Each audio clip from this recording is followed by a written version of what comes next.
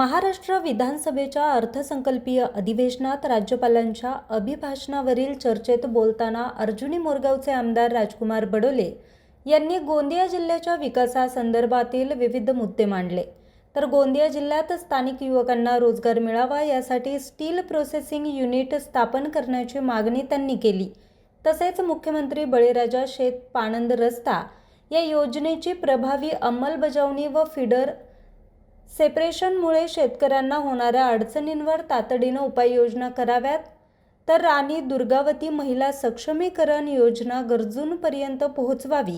राज्यातील 200हून अधिक दिव्यांग शाळा बंद केल्याच्या पार्श्वभूमीवर दिव्यांग कल्याण विभागात संवेदनशील अधिकाऱ्यांची नियुक्ती करावी।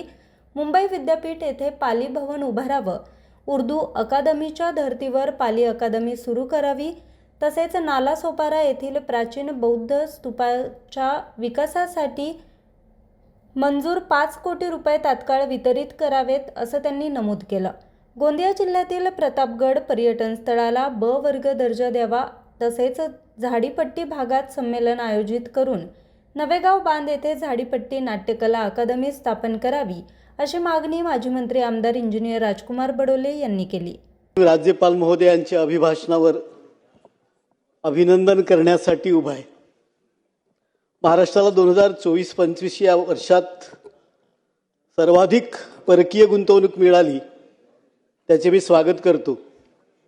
गडचिरोली जिल्ह्याला स्टील हब म्हणून आणि पूर्व विदर्भाला स्टील कॉरिडॉर म्हणून माननीय मुख्यमंत्री महोदयांच्या नेतृत्वात शासन विकसित करीत आहे, त्याबद्दल पण मी अभिनंदन करतो। परंतु त्याच्या लगत माझा गोंदिया जिल्हा आहे। दोन्ही बाजूला 2 नागझिरा आणि नवेगाव 2 व्याघ्र प्रकल्प आहेत।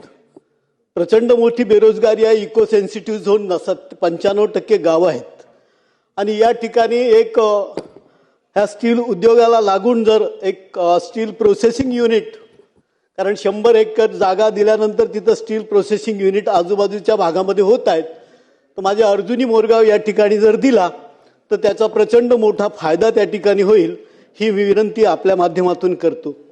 मुख्यमंत्री बळीराजा शेत पाणंद योजना अत्यंत महत्त्वाकांक्षी आणि अत्यंत चांगली आहे साहेब, परंतु या ठिकाणी सर्वेक्षण करताना भूमापन अधिकाकडे यंत्रणाच नाही, त्याच्यामुळे अनेक रस्त्यांचा त्या ठिकाणी मोजणीच झालेली नाही आहे। म्हणून यासाठी बाह्यस्रोत पद्धतीनं किंवा इतर मार्गानं माननीय शासनानं या ठिकाणी हे मोजणी त्वरित केली तर हे पाणंद रस्ते होतील, तेवढी फक्त विनंती या ठिकाणी करतो। फीडर सेपरेशन मोठ्या प्रमाणात होत आहेत, पण आमच्याकडे धानाचं उत्पादन आता तिथं लागवड झालेली आहे आणि आता फीडर सेपरेशन झाल्यामुळे मोठ्या प्रमाणात शेतकरी अडचणीत आला आहे, कारण त्याला 8 तास त्या ठिकाणी वीज भेटतो, म्हणून हे किमान 3 महिन्यासाठी तरी ही फीडर सेपरेशन त्या ठिकाणी होऊ नयेत, एवढी विनंती आपल्या माध्यमातून या ठिकाणी करतो। आमच्याकडे प्रचंड मोठा आदिवासी क्षेत्र आहे। शासनाने आदिवासी महिलांना सक्षम करण्यासाठी राणी दुर्गावती महिला सक्षमीकरण योजना सुरू करण्याचा निर्णय घेतला आणि त्यामध्ये अनेक लाभार्थ्यांची त्या ठिकाणी निवड होत आहे, परंतु त्या ठिकाणी जिल्हाधिकारी यांना सगळे अधिकार दिलेले आहेत। लोकप्रतिनिधी, आमदार किंवा जिल्हा परिषदेचे सदस्य यांचा कुठेही त्या ठिकाणी वाटा नाही आहे आणि त्याच्यामुळे दुर्गम भागातील महिलांकडे ही योजना जात नाही। माझी विनंती असेल की किमान माननीय पालकमंत्री महोदयांच्या अध्यक्षतेखाली जर आमदारांची जर एखादी समिती बनवली तर त्या गावांचा आढावा घेता येईल आणि व्यक्तिगत लाभाच्या विशेषत्वानं ज्या योजना आहेत त्या योजना त्या ठिकाणी पोहोचतील, म्हणून अशी त्या ठिकाणी समिती गठीत करावी, एवढी विनंती या ठिकाणी करतो साहेब। राज्यात दिव्यांग कल्याण विभाग वेगळा करून त्याच्या विकासासाठी शासन चांगला प्रयत्न करत आहे, परंतु मागच्या कालखंडामध्ये 200 पेक्षा जास्त दिव्यांगाच्या शाळा त्या ठिकाणी बंद झाल्या आहेत आणि काही अधिकाऱ्यांच्या हेतुखोर प्रवृत्तीमुळे त्या ठिकाणी त्या शाळा बंद होत आहेत।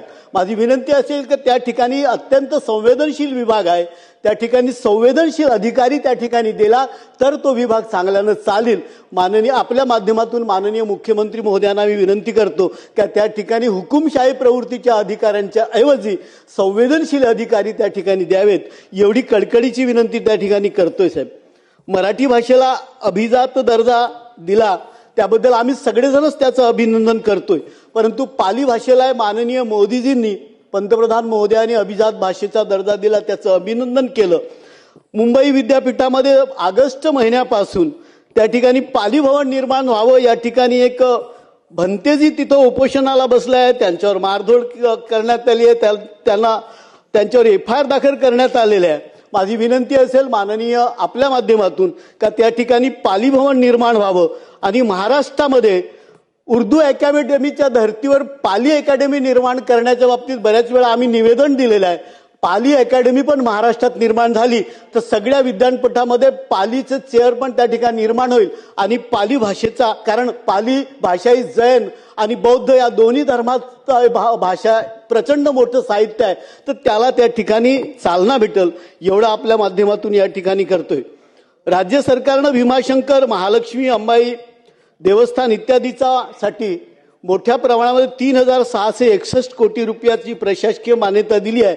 त्याबद्दल महाराष्ट्र शासनाचं या ठिकाणी मी अभिनंदन करतो. परंतु एक विनंती मी आपल्या माध्यमातून करतो की भगवान बुद्धाच्या पदस्पर्शाने पावन झालेले नालासोपारा हे प्राचीन बौद्ध स्तूप महाराष्ट्रामध्ये आणि ते पण मुंबईच्या जवळ आहे आणि त्यासाठी तत्कालीन मुख्य सचिव रत्नाकर गायकवाड साहेब यांनी 19 मार्च 2011ला मंत्रालयात बैठक घेतली होती. त्यांनी सलग 9 बैठका घेतल्या आणि त्याला 5 कोटी रुपये मंजूर केले होते. आतापर्यंत ते पैसेच अजून सरकारनं दिले नाहीत आणि त्याचा विकासच झाला नाही. मागच्या अनेक वर्षापासूनचा हा विषय तसाच प्रलंबी आहे. म्हणून अजंठा आणि एलोरा वेड्यांच्या या प्रदेशामध्ये नालासोपारा बौद्ध स्तूपाच्या विकासासाठी 5 कोटी रुपये सरकारनं त्वरित द्यावी एवढी विनंती या ठिकाणी करतो. माझ्या विधानसभा क्षेत्रामध्ये शिव मंदिर प्रतापगडची प्रचंड मोठी यात्रा भरते. त्या ठिकाणी शिव मंदिर आणि हारुणी दर्गा असे सर्व धर्माचं त्या ठिकाणी तीर्थक्षेत्र आहे, तर त्याला पण ब वर्गाचा त्याला दर्जा द्यावा एवढी विनंती करतो. महाराष्ट्र हे अत्यंत प्राचीन बौद्ध धर्माचे केंद्र आहे. या ठिकाणी कुशाण, वाकाटक, सातवाहन या सगळ्या राजांनी या ठिकाणी प्रचंड मोठ्या प्रमाणामध्ये बौद्ध धर्माचे वास्तू निर्माण केले. गौतमीपुत्र सातकर्णी हे खरं म्हणजे वैष्णव धर्मीय होते, परंतु त्यांनी बौद्ध धर्माला प्रचंड या ठिकाणी पाठबळ दिलं आणि त्यांच्या काळामध्ये कार्ले, भाजे, नाशिक या लेण्या या ठिकाणी निर्माण झाल्या. माझी विनंती आहे की लेण्याचा विकास करण्यासाठी आणि जगातल्या पर्यटकांना या ठिकाणी आकर्षित करण्यासाठी आणि नालासोपारा, कार्ले, भाजे इत्यादी लेण्यांचा विकास करण्यासाठी सरकारनं आराखडा मंजूर करावा आणि किमान 2,000 कोटी रुपयाची तरी तरतूद करावी एवढी विनंती आपल्या माध्यमातून करतो. 20 मार्च 2026ला महाड धर्मसंग्रहाला आता 99 वर्ष पूर्ण होऊन 100 वर्षामध्ये हे जात आहेत. मानवमुक्तीचा हा जागतिक खरं म्हणजे ठेवा आमच्या सगळ्यांसाठी आहे. अख्ख्या देशामध्ये महाडचा धर्मसंग्रह हा अत्यंत सामाजिक समतेचा धर्मसंग्रह म्हणून मानला जातो.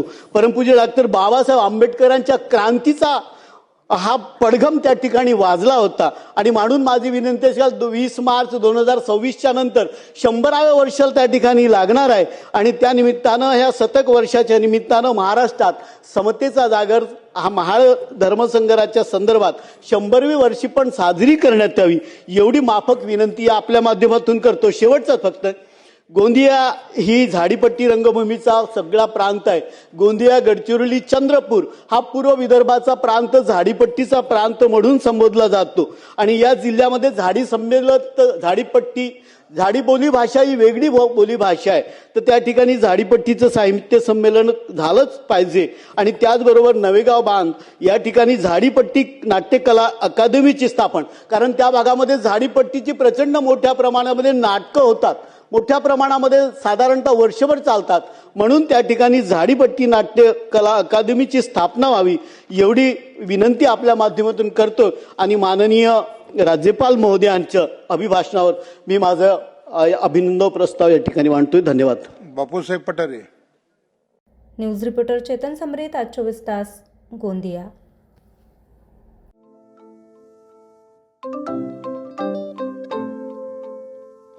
नवनवीन आणि ताज्या घडामोडींसाठी आज 24 तास सबस्क्राईब करा. त्याचबरोबर बेल आयकॉनवर क्लिक करा आणि मिळवा आमच्या बातम्यांच्या नोटिफिकेशन्स. तसेच आज 24 तासची प्रत्येक बातमी आपल्याला कशी वाटली हे कळवा. लाईक करून, कमेंट करून आणि आमच्या बातम्या शेअर सुद्धा करा.